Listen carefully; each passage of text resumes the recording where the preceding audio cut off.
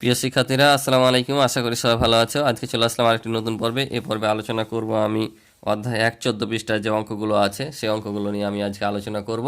তো তোমরা প্রথম থেকে শেষ পর্যন্ত ক্লাসটি দেখবে, আমি তোমাদেরকে সহজভাবে বুঝিয়ে দেওয়ার চেষ্টা করবো ইনশাল্লাহ। আর আমার চ্যানেলে নতুন হয়ে থাকলে এবং ক্লাসগুলো প্রতিনিয়ত পেতে চাইলে তোমরা চ্যানেলটি অবশ্যই সাবস্ক্রাইব করে রাখবে।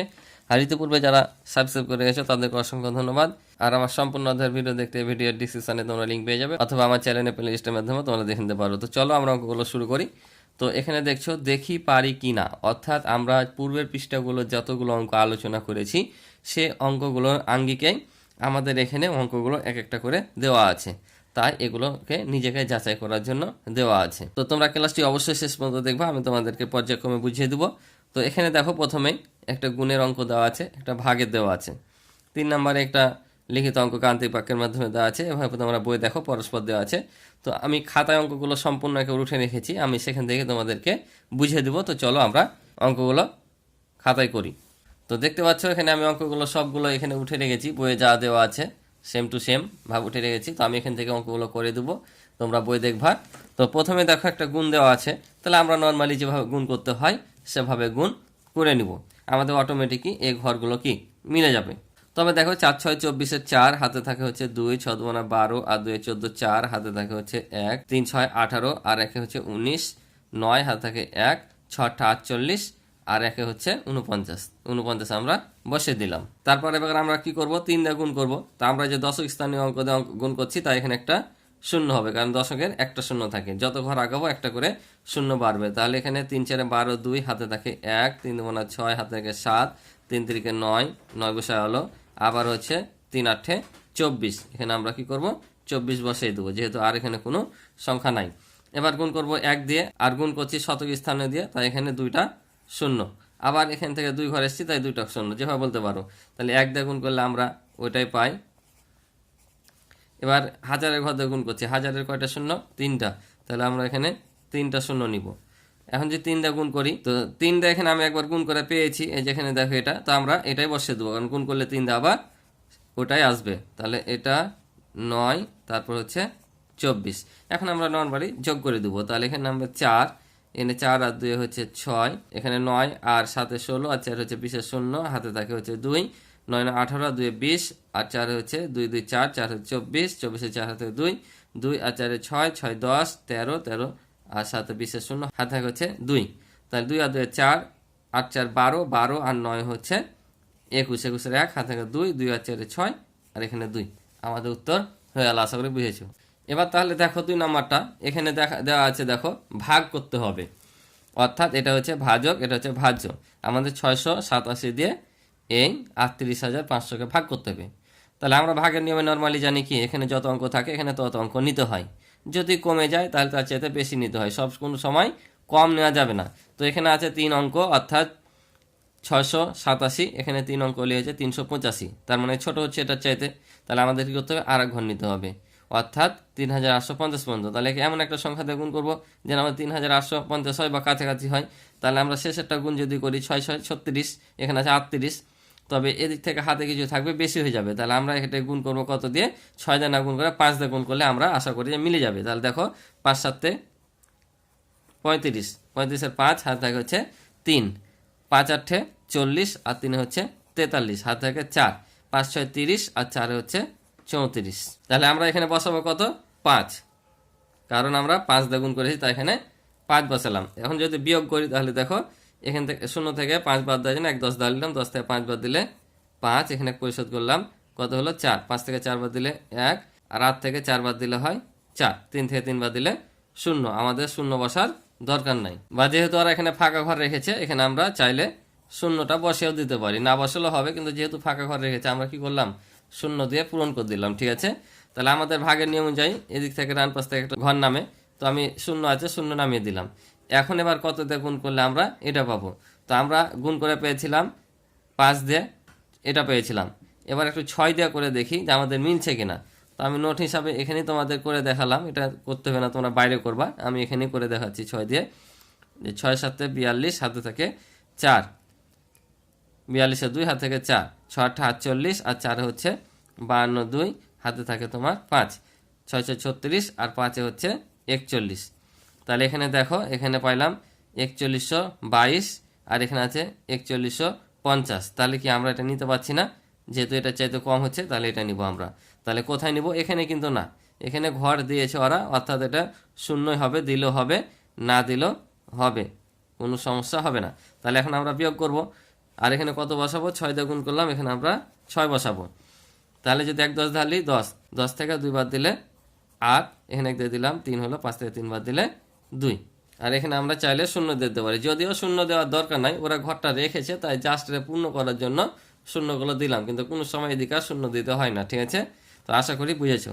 তো পরের অঙ্কটা দেখো, এখানে বলছে যে গ্রামবাসীরা গ্রামের রাস্তা মেরামতের জন্য টাকা তোলার সিদ্ধান্ত নিলেন। গ্রামে এতটি পরিবার আছে, প্রত্যেক পরিবার যদি 780 টাকা করে জমা দেয় তাহলে সর্বমোট কত টাকা হবে? তাহলে আমরা বুঝতে পারছি প্রত্যেক পরিবার মানে একটি পরিবার দিয়ে 780 টাকা, তাহলে মোট 3392টি পরিবার কত দিবে, অর্থাৎ কম দিবে না বেশি দিবে? তাহলে অবশ্যই বেশি দিবে। আর এখানে দেওয়াই আছে আমাদের, এখানে গুণ প্রসেস দেওয়া আছে, মানে গুণ করতে হবে। তাহলে আমরা কি করব? এখানে প্রসেসটা দেওয়া আছে আমাদের, এই প্রসেসে কি করতে হবে? গুণটা করতে হবে। তাহলে এখানে দেখতে পাচ্ছ সবগুলোই ফাঁকা ঘর দেওয়া আছে, তাহলে আমাদের এই জায়গাতে কি বসে? গুণ বসে। তাহলে আমরা ঐকিক নিয়মে যদি অঙ্কটা করতাম তাহলে কি করতাম? যে একটি পরিবার দেয় 780 টাকা, তাহলে এতটি পরিবার কত দিবে? তাহলে 780 গুণিত এটা বা এটা গুণিত এটা। তো এখানে দেওয়া আছে, তুমি যেটা খুশি সেটা করতে পারো, এটাও আগে বসাতে পারো, চাইলে এটাও আগে বসাতে পারো, কিন্তু আমরা সব সময় বড়টা আগে একটু বসে, তাহলে সুবিধা হবে। ওভাবেই এখানে সিস্টেমটা দেওয়া আছে। তাহলে এটা দিলাম আমরা কি? গুণ্য নিলাম, আর এটা হচ্ছে গুণক ধরলাম। কারণ গুণের ক্ষেত্রে তুমি যেটাই আগে পরে লেখো না কেন সমস্যা নাই, এটা আগে দিলেও সমস্যা নাই, এটা আগে দিলেও সমস্যা নাই, কিন্তু ভাগের ক্ষেত্রে সমস্যা আছে। তো দেখো, তাহলে আমরা এখানে যা আছে এটা তাই বসিয়ে দেব। তো দেখো, প্রথম ঘরে আমরা এটা লিখে নিলাম, আর এ দুটা ঘর ফাঁকা আছে, আর মধ্যখানে যোগ আছে, তার মানে আমরা বুঝতে পারছি এই অঙ্কটা সহজ পদ্ধতিতে গুণ করো, ওই পদ্ধতিতে করতে হবে। ঠিক আছে, তাহলে সহজ পদ্ধতির নিয়ম কি? এখানে যে সংখ্যাটা থাকে অর্থাৎ গুণক, এ গুণকের ঘরে সব সময় এখানে একটি পূর্ণ সংখ্যা রেখে, অর্থাৎ 2 3 4 বা তোমার 1 এভাবে সংখ্যা রেখে বাকিগুলো কি করতে হয়? শূন্য করতে হয়, তাহলে গুণ করা সহজ হয়, ওই জন্য নাম হচ্ছে সহজ পদ্ধতি। তো এখানে আমাদের দেখো যোগ দিয়ে রেখেছে, তার মানে আমাদেরকে এর সংখ্যাটা যোগ করে মিলাতে হবে, বুঝতে পারছো? তো আমরা যদি এখানে তাহলে কত নিব? 700 নিই, তাহলে দেখো আমরা এখানে কি পেলাম?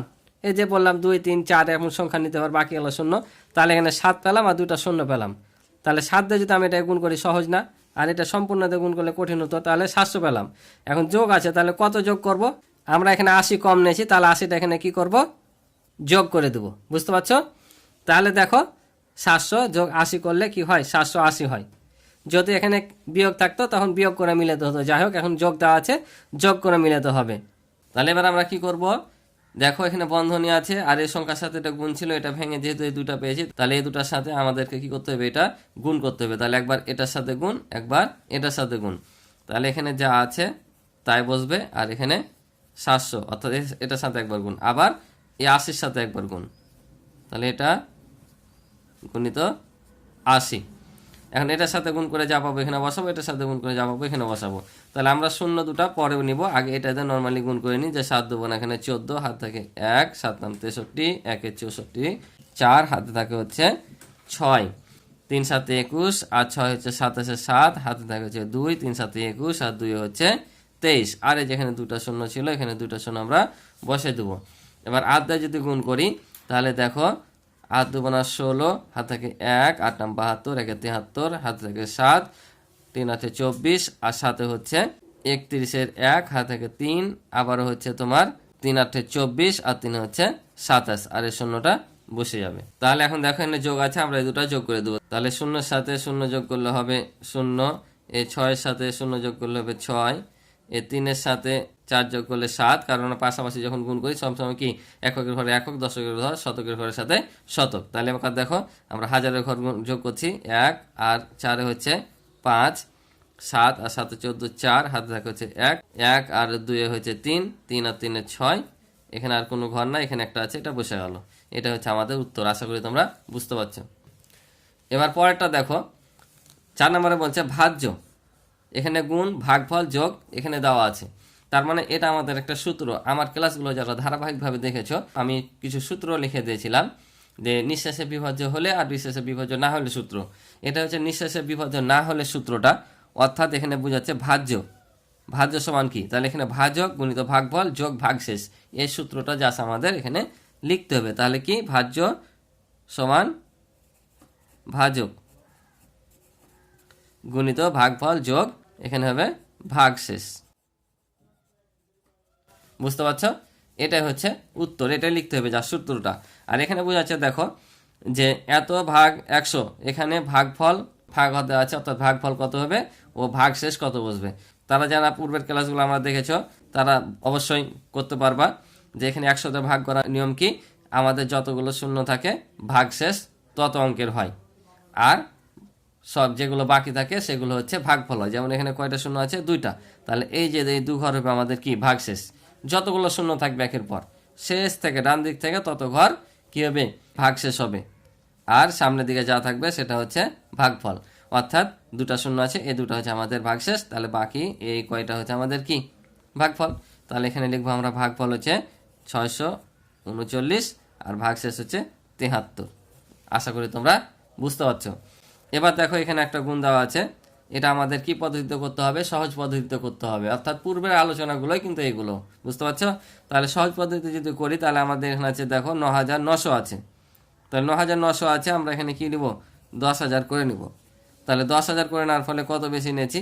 100 বেশি নিয়েছি। তাহলে আমরা এখানে 100 বিয়োগ করে দেব, কারণ 100 বিয়োগ করলেই আমাদের আবার 9900 চলে আসবে। আর এখানে যা আছে তাই বসবে। তাহলে একবার এটা এটার সাথে গুণ, একবার এটা এটার সাথে গুণ। তাহলে এখানে 10,000 গুণিত হচ্ছে 5,872, আর এই যে বিয়োগ দেওয়া আছে বিয়োগ, এখানে 100 গুণিত হচ্ছে 5,872। তাহলে এটার সাথে একবার গুণ করব, এটার সাথে একবার গুণ করব। তাহলে গুণ করলে দেখো আমরা একের সাথে যাই গুণ করি গুণফলটা কি হয়? ওই সংখ্যাটাই হয়, অর্থাৎ এখানে 5,872 বসবে। 10,000-এর 4টা শূন্য, জাস্ট এখানে 4টা শূন্য বসিয়ে দেবো। এটাও তাই, 5,872, 2টা শূন্য আছে, 2টা শূন্য বসিয়ে দেবো। তাহলে দেখো এটার সাথে এখন এটা কি আছে? এখানে বিয়োগ ছিল, বিয়োগ বসবে। তাহলে আমরা বিয়োগ করে দেবো। তাহলে দেখো এটা থেকে এটা বিয়োগ করলে আমরা পাবো 0 0 8 2 3 1 8 5। এগুলো তোমরা বিয়োগ করবা, বিয়োগ করলে এটা পাবা। তোমরা বিয়োগ যখন করবা নিচে নিচে বসিয়ে তোমরা বিয়োগ করবা, তাহলে সুবিধা হবে। বুঝতে পারছো? তাহলে এটার সাথে বিয়োগ করলে আমরা এটা পাবো। এই 2 0 0 0 মিনছে বাদ।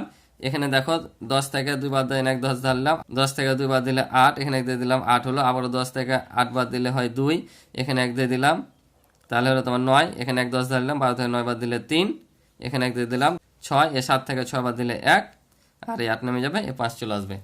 আশা করি তোমরা অঙ্কটি বুঝতে পারছো। তো আজকে এই পর্যন্ত ছিল পর্বের অঙ্ক। আশা করি তোমরা বুঝেছো। তো ভালো লাগলে ভিডিওটিতে অবশ্যই একটি লাইক করে দিবে। তো আজকে এই পর্যন্ত, ভালো থাকো, দেখা হবে পরবর্তী নতুন পর্বে। আল্লাহ হাফেজ।